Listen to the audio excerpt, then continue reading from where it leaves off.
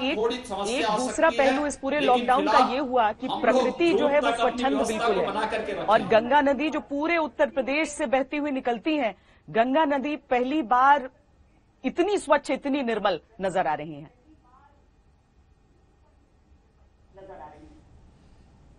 देखिए, प्रकृति तो अपना काम करेगी ही।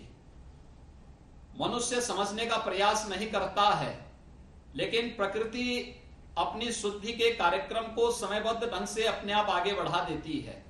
आप देख रहे होंगे और पूरा देश और पूरी दुनिया देख रही है, लॉकडाउन से तात्कालिक परेशानी हमें जरूर है, लेकिन प्रकृति की सुंदरता और प्रकृति की शुद्धता भी उसी रूप में हमें दिखाई दे रहा है।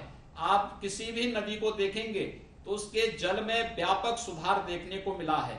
आप प्रकृति को देखिए, हिमालय को देखिए, पहाड़ों को देखिए और प्रकृति की उस सुंदरता को निहारने का प्रयास करेंगे तो वास्तव में बहुत कुछ उसके अंदर घटित हो रहा है।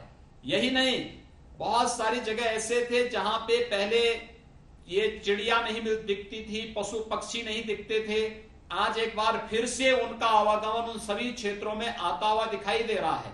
लेकिन हमें लॉकडाउन और सोशल डिस्टेंसिंग के साथ साथ आर्थिक गतिविधियां भी फेज वाइज आगे बढ़ाने की कार्रवाई करनी ही चाहिए, क्योंकि हमें अगर प्रतिस्पर्धा में अपने आप को बनाए रखना है तो हम हर एक चीज को एक साथ अगर चरणबद्ध तरीके से इन्हें आगे बढ़ाने का कार्य करेंगे तो ये चीजें अपने आप व्यवस्थित रूप से आगे बढ़ेंगी। बड़ी बात कह रहे हैं आप जी योगी जी, बहुत बड़ी बात कह रहे हैं और वाकई इस समय से उस सोच की आवश्यकता है।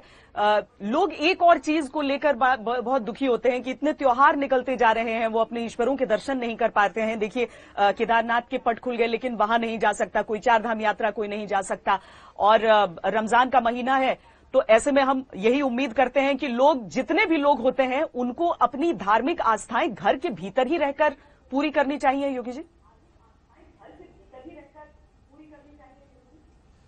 देखिए, हम लोगों ने भी अपील की है, मैंने सभी धर्माचार्यों से स्वयं भी बातचीत की थी और मैंने सबसे ये अपील की थी कि हमारा प्रयास होना चाहिए कि देखिए, अध्यात्म अंतःकरण का भाव है, और अलग विषय है कि इसके लिए मंदिर है, मस्जिद है, गुरुद्वारा है, चर्च है, अलग अलग उपासना केंद्र हैं।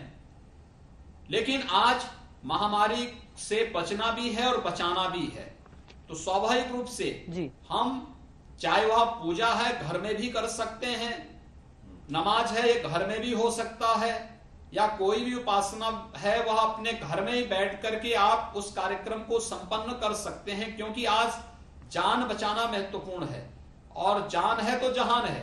तो हम जान बचा करके फिर जहान की बात करें।